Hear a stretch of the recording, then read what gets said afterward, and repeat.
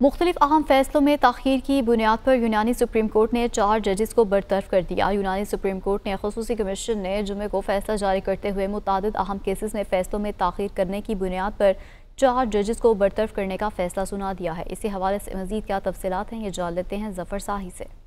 जी, जिस मुल्क में इंसाफ के तकाजे जो है पूरे किए जाते हैं, उस मुल्क की तरक्की और खुशहाली को जो है वो कोई चीज़ नहीं रोक सकती। जुमे के रोज़ यूनानी सुप्रीम कोर्ट ने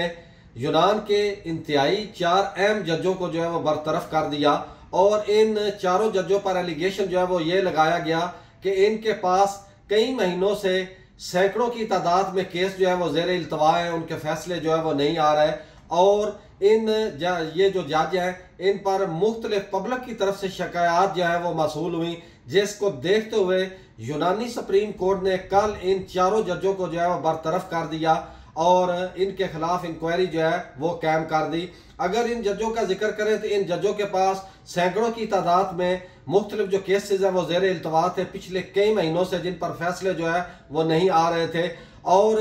यूनानी दारुल-ए-हुकूमत एथेंस समेत यूनान का जो दूसरा बड़ा शहर थी सलोनिकी है, वहाँ से भी